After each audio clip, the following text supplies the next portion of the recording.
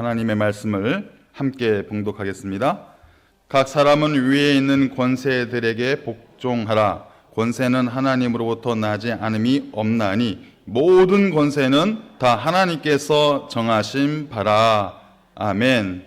오늘은 24번째 시간, 또 23장 국가 공직자에 관하여, 또 공직자에 관하여 라는 제목으로 또 함께 말씀을 공부하도록 하겠습니다. 오늘 우리가 말씀에서 읽었던 것처럼 모든 권세는 다 하나님께서 정하신 바라. 이 권세는 교회의 권세도 말하는 것일 수도 있고요, 또 이 땅에 있는 모든 제도권에 있는 권세들, 그러니까 나라의 권세, 시민 정부의 권세, 그런 것도 다 하나님께서 이미 정하신 바다. 하나님께서 창조의 질서를 따라서 이 세계 가운데 제도적인 그런 모임들을 만들어 놓으시고 그 자리에 하나님께서 권세를 주셨다. 그것을 우리가 살펴볼 수가 있습니다. 요즘 그 정치 또 종교의 권위가 완전히 땅에 떨어져 있는 그런 시대를 우리가 좀 살아가고 있지 않습니까? 존경을 해야 되는데, 또 기대를 해야 되는데, 그렇게 하기보다는 안타까운 모습들이 참 많은 것 같아요. 그래서 정부의 권세, 권위, 교회의 권세, 권위가 많이 추락해 있는 것을 우리가 볼 수가 있죠. 제가 말씀을 준비하다가 그냥 우연치 않게 어느 재개발 단지의 커뮤니티 사이트를 제가 들어갔어요. 그랬더니 막 거기에 글들이 달려 있는데, 그 재개발 단지의 중심 상가에 어느 유명한 교회에서 개척교회를 이제 세웠나 봐요. 그래서 어느 제가 말씀드리면 그 교회 이름을 말씀드리면 다 아시는 교회예요. 되게 유명한 교회인데, 그 교회가 그 재개발 단지에 상가를 하나를 분양을 받아서 교회가 들어온다라는 소식이 이제 그 입주민들 사이에 다 퍼진 거예요. 그랬더니 왜 교회가 들어오냐? 악플이, 안 좋은 그 비난의 글들이 막 수두룩하게 막 열리는 거야. 쫙 달리는 거예요. 이제는 우린 시끄러워서 못 살겠다. 이제 전도하러 다닐 텐데, 우리 학교, 우리 학생들, 우리 자녀들한테 전도하러 다닐 텐데, 또 뭐 일요일마다 주차 대란이 일어날 텐데 우리 너무 힘들어서 어떡하냐? 막 그런 악플들이 막 달리는 거예요. 그러면서 막 교회에 대한 안 좋은 부정적인 이야기들을 막 하는데 제 마음이 너무 힘들더라고요. 그래서 제가 왜 이러세요? 그렇게 생각하지 마세요 라고 달고 싶었었는데, 그러면 제 마음이 더 힘들어질 것 같아가지고 그냥 그 내용들만 쭉 살피다 왔어요. 그만큼 이제 그 교회의 권위가 세상 사람들 앞에서 많이 추락해 있는 모습을 우리가 볼 수 있고, 또 정부의 권위도 마찬가지라는 것이에요. 그래서 오늘 이제 이 주제는 무엇이냐? 정치와 교회와의 관계. 정치와 종교, 교회와의 관계가 어떤 의미를 가지고 있느냐. 그것을 우리가 이 내용을 통해 살펴볼 수가 있고, 그 본질적인 모습을 회복할 때만이 국민들로부터 존경받는, 인정받는 정부가 되는 것이고, 또 사람들로부터 환영받을 수 있는 우리 교회의 본질적인 모습이 되지 않을까. 그것을 우리가 살펴볼 수 있다라는 것입니다. 여러분, 정교 분리의 원칙이라는 것이 있어요. 정교 분리. 정치와 종교는 분리되어 있어야 된다. 그러니까 각자의 영역이 있다는 거예요. 정치는 정치로서의 영역이 있고, 교회는 교회로서의 영역이 있는데, 정교를 분리하라고 그랬지 정치와 종교가 싸우라고 하지는 않았잖아요. 그런데 지금 우리의 현재의 모습들을 보면은 이 정치권과 이 종교권, 특별히 교회권이 갈등 가운데 있다는 거예요. 서로를 인정하지 않아요. 서로에 대해서 존경하지 않아요. 그러다 보니까 자꾸 그 권위가, 정부로서의 권위와 종교, 교회로서의 권위가 자꾸 우리 스스로 그것을 깎아먹는 그런 모습을 보일 수밖에 없다라는 것입니다. 그래서 교회는 당연히 성경적인 교회가 되어야 돼요. 복음적인 교회가 되어야 돼요. 이거는 뭐 우리가 부정할 수가 없어요. 이거는 이걸 잊을 수가 없어요. 그런데 정치도, 이 정부도 성경적인 원리에 입각해서 이 정부의 시스템과 제도가 만들어져 있어야 된다는 것입니다. 여러분, 이 정부, 정치의 영역에서는 늘 보수와 진보가 있어요. 늘 이것이 양쪽 바퀴로 이것이 존재하고 있어요. 그런데 어떤 보수가 되어야 되느냐, 어떤 진보가 되어야 되느냐, 복음적인, 성경적인 보수, 복음적인, 성경적인 진보, 이것이 정치 세계 가운데 자리를 잘 잡고 있어야만 상호 견제를 하며 균형을 맞춰가면서 이 제도권이 원활하게 이것이 흘러갈 수가 있다는 거예요. 그런데 성경적인 그 가치관을 잃어버리고 있어요. 이 공직에 대한 의미, 또 교회는 성직에 대한 의미, 이것을 하나님께서 세워놓으신 제도이고 하나님께서 만들어 놓으신 질서인데 그것을 너무 우리 사람의 편의대로 그것을 재해석해서 우리의 생각을 그 안에 담아두기 때문에 그 질서들이 지금 많이 흔들리고 깨지고 있는 것을 우리가 볼 수가 있습니다. 그래서 웨스터민스터 신앙법에서 말하고 있는 기독교인의 공직자의 자세가 무엇이냐. 첫 번째로 보시면요. 공직 제도와 시민 정부는 누가 정하신 제도다? 하나님이 정해놓으신 제도다.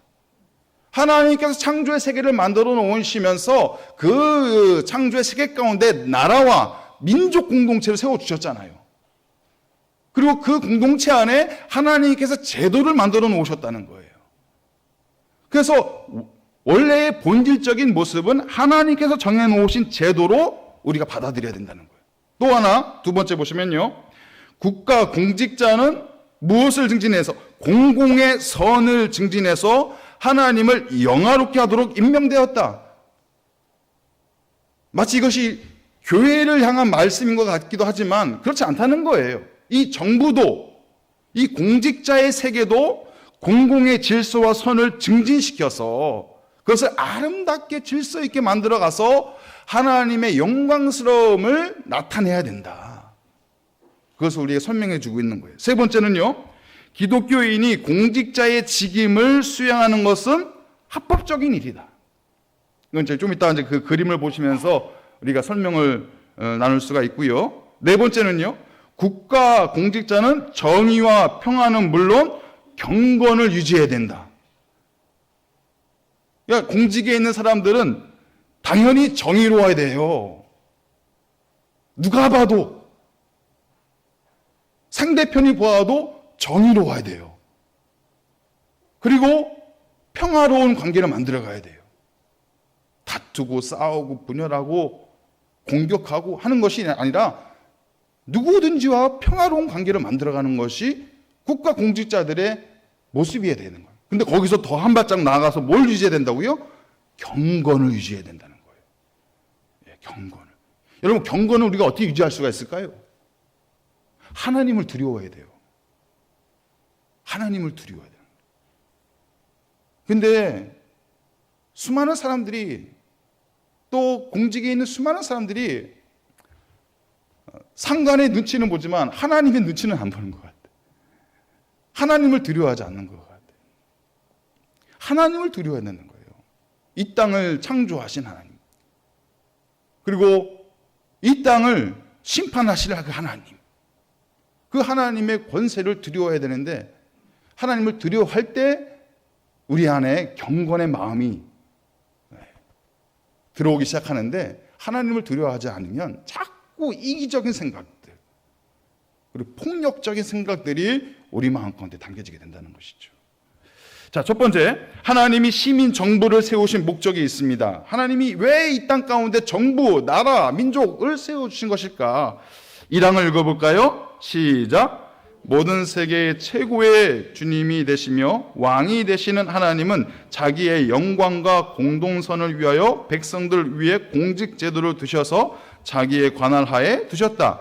이 목적을 달성하기 위하여 그들에게 칼의 힘을 주어 선한 무리를 보호하고 격려하는 반면 악을 행하는 자를 처벌하게 하셨다. 이것이 하나님께서 정부, 시민 정부를 만들어 놓으신, 세우신 목적이라는 거예요. 이대로 정부가 운영이 되고 우리 국민을 위해서, 또 국민의 안전을 위해서, 우리 국민의 무리를 위해서 보호하고 격려하는, 그리고 악한 것들을 처벌할 수 있는 그런 권세를 가지고 있다는 거예요. 첫 번째, 하나님의 영광을 위해서 나타나게 된다. 시민 정부의 모습. 하나님의 영광이 나타나는 것 같습니까? 여러분, 하나님의 영광이 나타난다는 것이 무엇일까요? 여러분이 물론 시민 정부에도 하나님의 영광이 나타나야 되지만 교회에도 하나님의 영광이 나타나야 되잖아요. 우리 각자의 삶 속에서도 하나님의 영광이 나타나야 되잖아요. 여러분, 하나님의 영광이 나타난다는 게 뭐예요? 뭐라고 생각하십니까? 하나님의 영광이 나타난다는 것은 뭐냐면 하나님의 성품이 드러난다는 거예요. 우리 안에서 하나님의 성품이 드러나고, 교회 안에서 하나님의 성품이 드러나고, 이 나라 안에서, 이 정부 안에서 하나님의 성품이 드러나는 것, 그럴 때 하나님의 영광이 나타난다라고 말할 수 있다라는 거예요. 그럼 하나님의 성품은 어떤 성품이 있을까요? 자비로우시고 은혜로우신 하나님. 그것을 우리가 어디서 볼 수 있을까요? 마침내 천국에서. 천국에 가면 자비롭고 은혜로우신 하나님을 우리가 대면해서 볼 수 있는 거예요. 또 어떤 하나님이겠어요? 두렵고 경외스러운 하나님, 떨리는 하나님, 두려운 하나님, 공의로우신 하나님, 심판의 하나님. 여러분, 심판의 하나님은 어디서 나타나실까요? 지옥에서. 그러니까 하나님의 성품이 온전히 드러나는, 완벽하게 드러나는 두 군데의 장소가 있는데 바로 천국과 지옥입니다. 그리고 이 하나님의 성품이 어디서 드러나게 됐냐? 이 땅 가운데서 드러나게 되는 거예요. 우리가 삶을 살아가면서 우리를 바라보시는 은혜로우신 하나님, 자비하신 하나님, 그 성품을 만나게 되고요. 두려운 하나님, 공의로우신 하나님, 정의로우신 하나님도 우리는 이 땅을 살아가면서 보게 되는 거예요. 그래서 이 나라, 이 민족 가운데, 이 정부 가운데는 이 하나님의 성품이 드러나야 된다는 거예요. 자비로우시고 은혜로우신 하나님의 성품과 공의로우시고 정의로우시고 그 하나님의 두려운 성품이 다 드러날 수밖에 없다는 거예요. 그럴 때 하나님의 영광이 나타난다. 두 번째는요, 공공의 선을 위해서 하나님께서 시민 정부를 세워주셨습니다. 이 공공의 선을 위한다는 것이 무엇이냐? 첫 번째, 개인이 아닌 시민 정부를 통해서 공공의 질서가 유지가 된다. 공적인 질서, 이 정부의 질서는 개인이 아닌 정부에게 위임된 그 권세, 아까 우리 1항에서 봤던 것처럼 칼의 힘을 하나님께서 정부에게 주셨기 때문에 그 권세를 가지고 공공의 안녕과 질서를 유지해야 된다라는 거예요. 자, 우리 로마서 12장 19절 말씀 함께 보겠습니다. 시작. 내 사랑하는 자들아, 너희가 친히 원수를 갚지 말고 하나님의 진노하심에 맡기라. 기록되었을 때 원수 갚는 것이 내게 있으니 내가 갚으리라고 주께서 말씀하시니라. 너희들이 개개인이 가서 원수 갚지 말고 공공의 질서 가운데 그것을 맡기라는 거예요. 하나님께서 그 공공의 질서를 세워주셨으니, 시민 정부를 통해서 그 공공의 질서를 지키도록 세워주셨으니 그 공공의 질서를 지키고 있는 시민 정부에게 맡기라는 거예요. 공권력 존중하라는 거예요. 그래서 이것을 쭉 생각해 보니까 만약에 우리 개개인이 이 말씀대로 공공의 질서를 우리 개개인이 만약에 그것을 유지할 수 있도록 되어 있다면은 불안해서 못 살 것 같아요. 길을 가다가도 누가 나를 확 덮치면 어떻게 내가 그것을 방어할 수가 있겠어요? 그래서 그 사람이 얘기하겠죠. 나는 이 공공의 질서를 유지하기 위해서 당신을 지금 처벌하고 있는 것이다. 개개인이 이런 것을 수행한다면 이 정부와 이 조직 세계가 이 질서가 완전히 깨져버리는, 불안해서 더 살 수 없는 그런 환경이 될 수가 있다는 것이죠. 그래서 하나님께서는 이 공공의 질서를 유지하기 위해서 개개인이 아닌 시민의 정부에게 칼에 힘을 주고 권세를 줘서 그 질서를 유지하게끔 만드셨다라는 거예요. 두 번째 밑에를 보시면 받을 만큼 돌려줄 수 없는 존재이기 때문에. 누가? 우리 개인이. 이 얘기는 뭐냐면요, 내가 손해를 당했어요. 누군가로부터 손해를 당했어요. 그러면은 그 사람한테 원한을 갚을 때 내가 손해 받은 만큼만 원한을 갚을까요? 거기다 좀 더 얹을까요?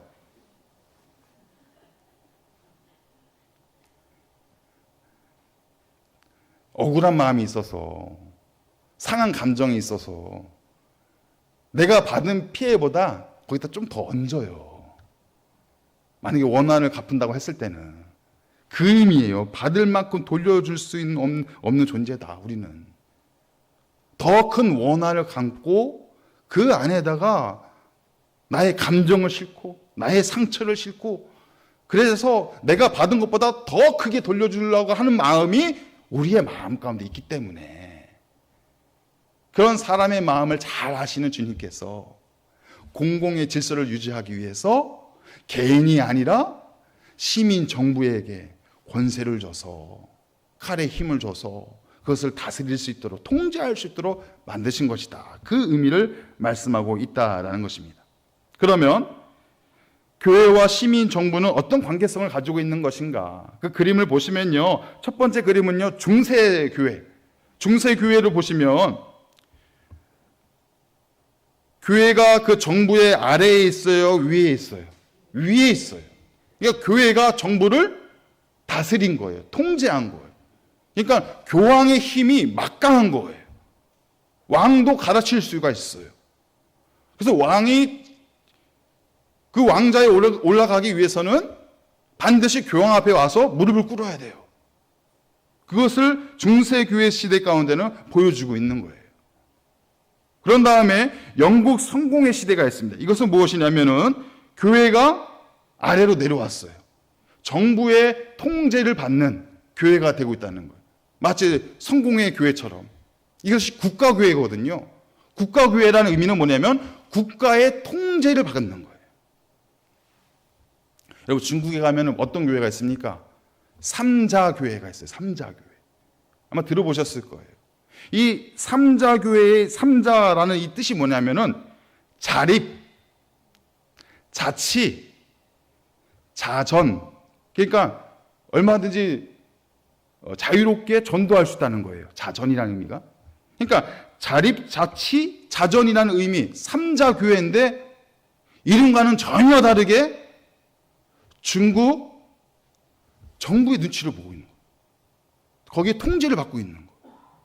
그러니까 교회가 정부의 통제를 받고 있는 두 번째 그림이다.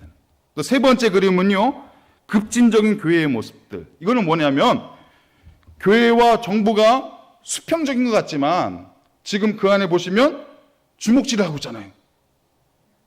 대립적인 관계들. 그러니까 교회는 하나님이 주인이시다. 그런데 시민 정부는 하나님이 주인이 아니시라 공중의 권세 잡고 있는 마귀가 이 정부의 주인이다. 급진적인 생각을 갖고 있는 교회의 모습들이에요. 그러니 그 교회가 이 정부의 정책과 방향에 동조를 하고 협조를 할까요? 전혀 안 합니다. 이때의 모습은 뭐냐면 성도는 절대로 공직에 가서는 안 된다. 거룩한 성도는 공직을 맡을 수 없다.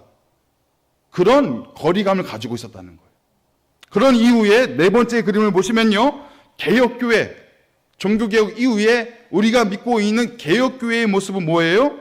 교회의 주인도 하나님이시고 정부의 주인도 하나님이시라는 거예요.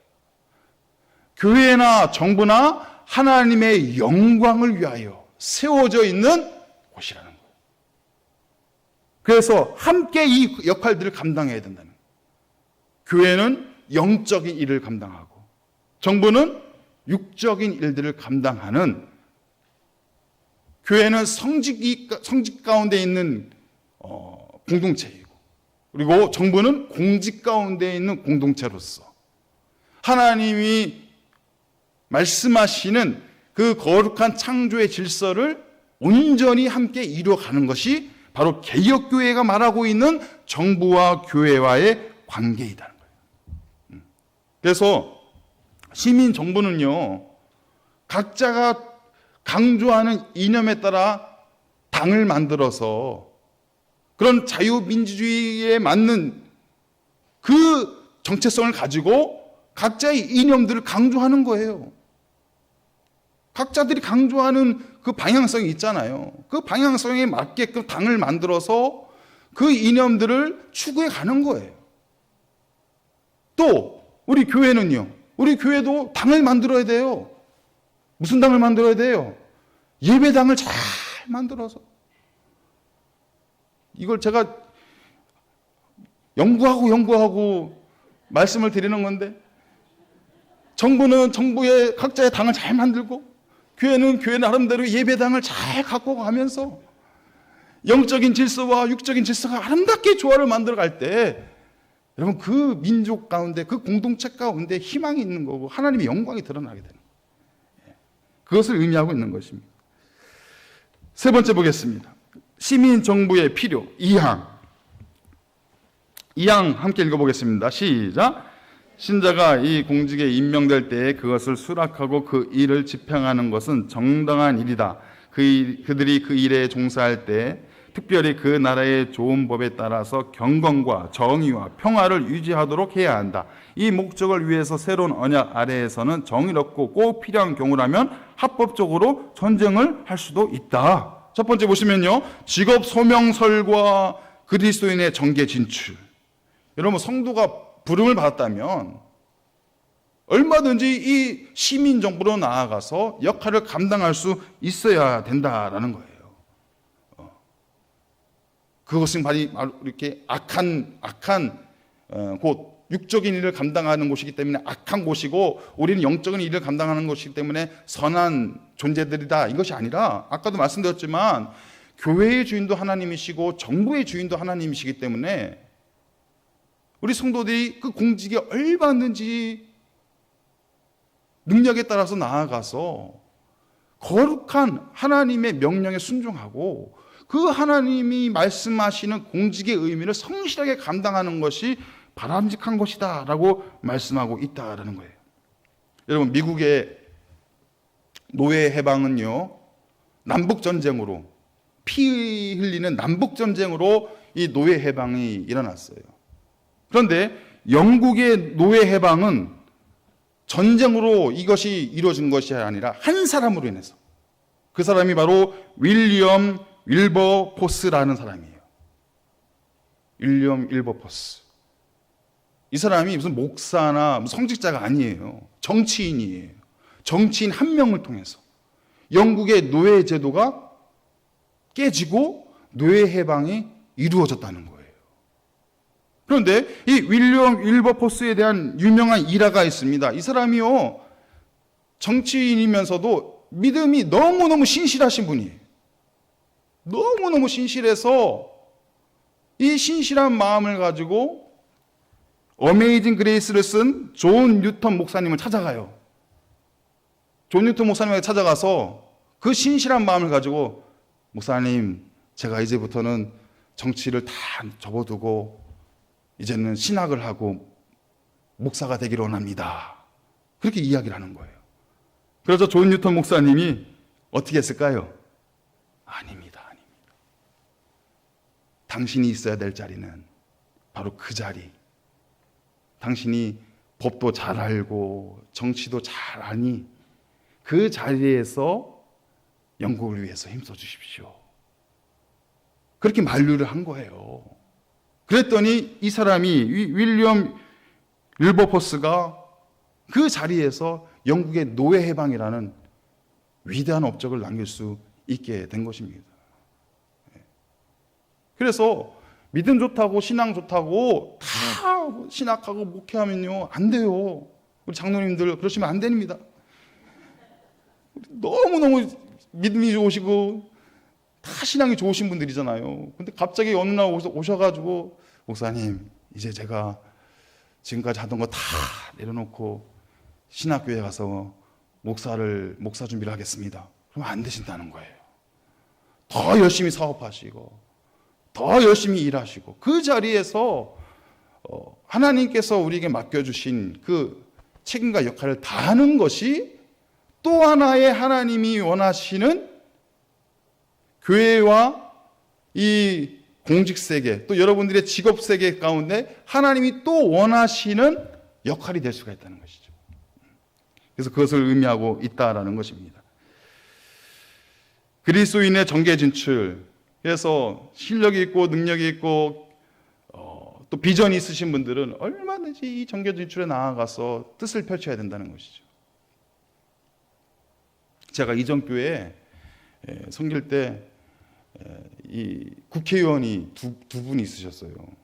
근데 한 분은 이쪽 당이고 한 분은 저쪽 당이 있어요. 근데 믿음이 너무너무 좋으신 거예요.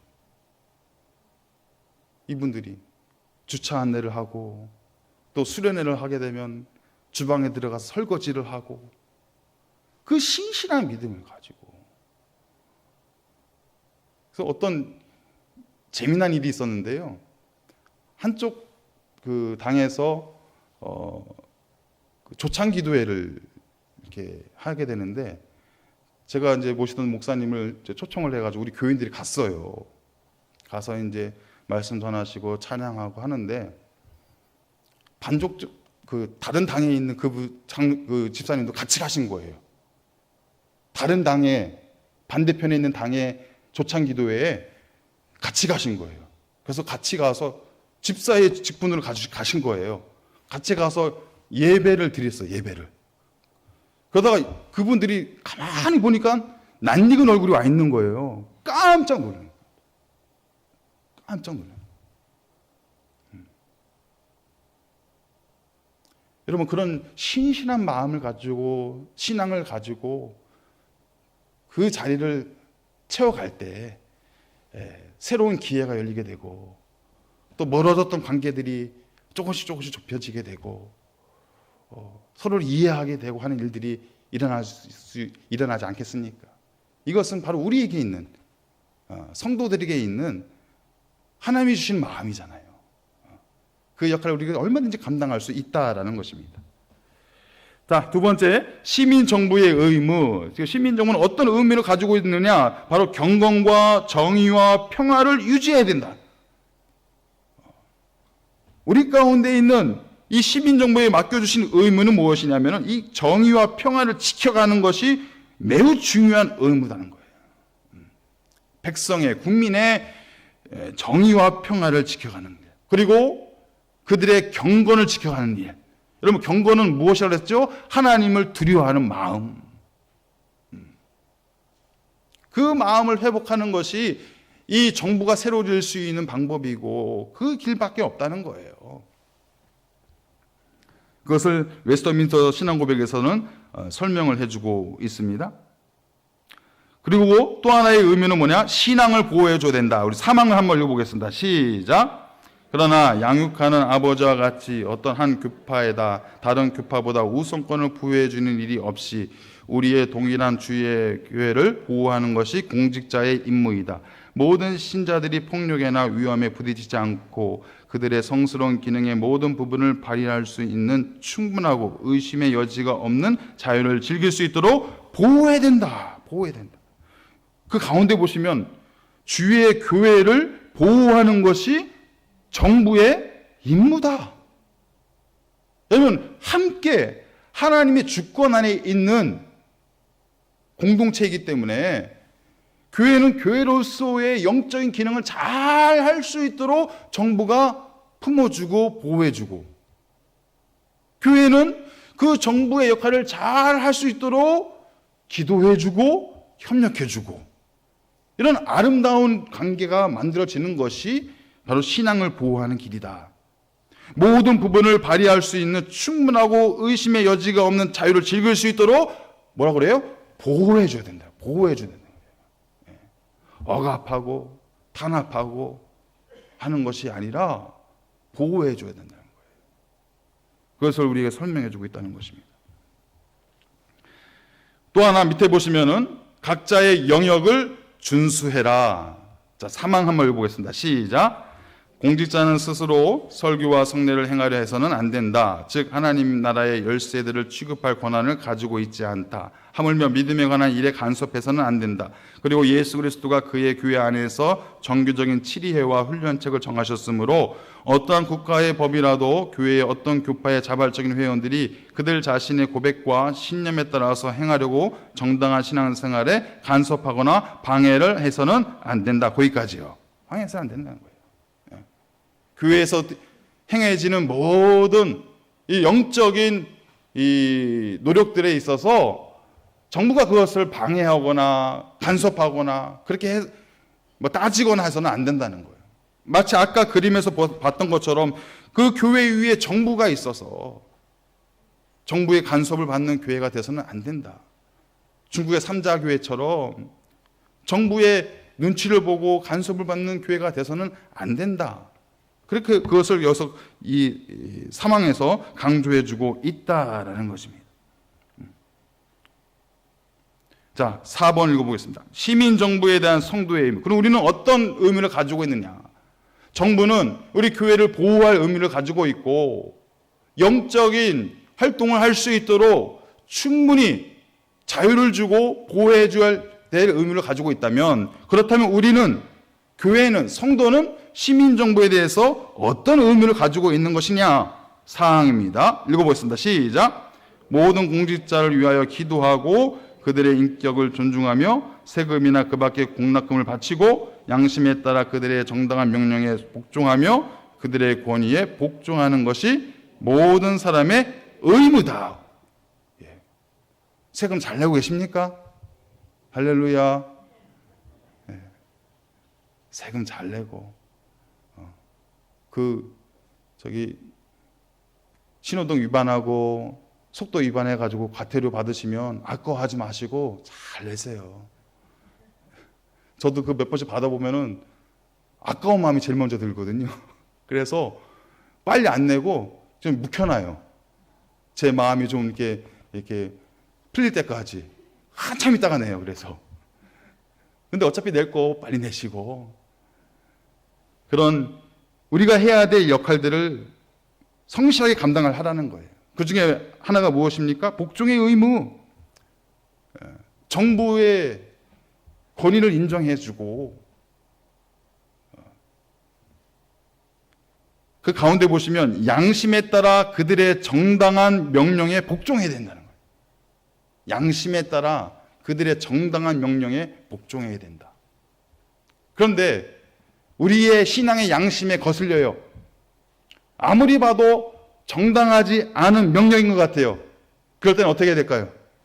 3번의 의무, 선지자의 의무가 나타나는 거예요. 선지자의 의무. 여러분, 선지자의 의무는 무엇입니까? 회개하라는 거예요. 회개하라. 죄를 짓고 있는 이스라엘 백성들을 향해서 선지자가 하는 행동은 무엇이냐? 그 죄를 고백하고 회개하라는 거예요. 그것이 하나님의 뜻이잖아요. 그러니까 이 정부의 잘못된 모습들을 바라봤을 때 우리의 신앙의 양심에 거슬려요.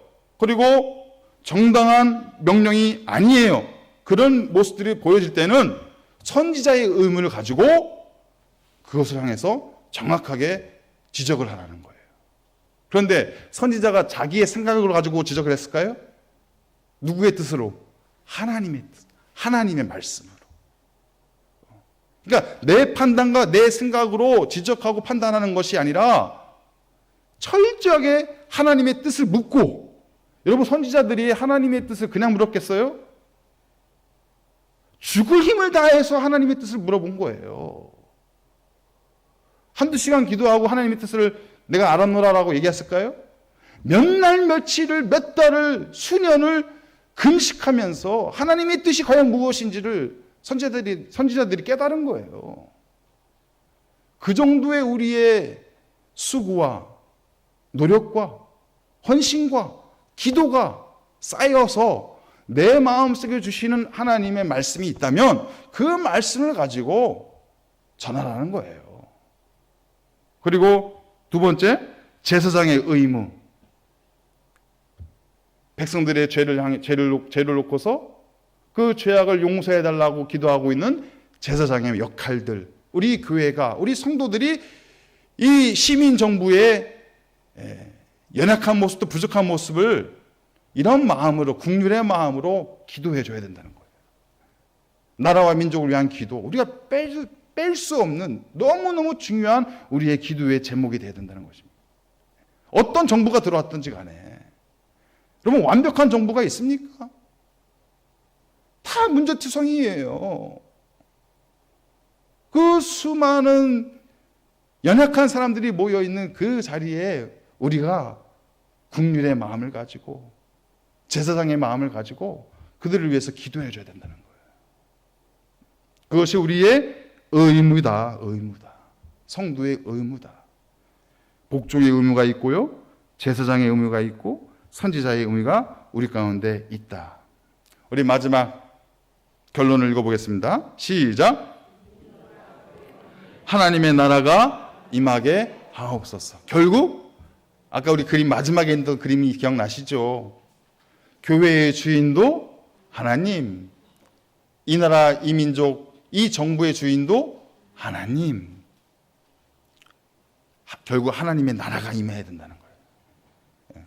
그 영광스러운 하나님의 나라가 임할 때 그 자리 가운데 하나님의 축복의 역사가 드러나는 것이고, 여러분, 우리 민족이 이렇게까지 번성할 수 있었던 것은 하나님의 나라가 임했기 때문에, 이 척박한 땅에 아무것도 없었던 이 땅 가운데 하나님의 나라가 임했잖아요. 말씀으로 하나님의 나라가 찾아왔잖아요. 그럴 때 놀라운 번영과 부흥의 역사가 우리 가운데 찾아올 수 있었던 것입니다.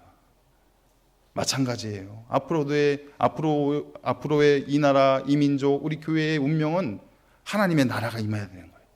하나님의 나라.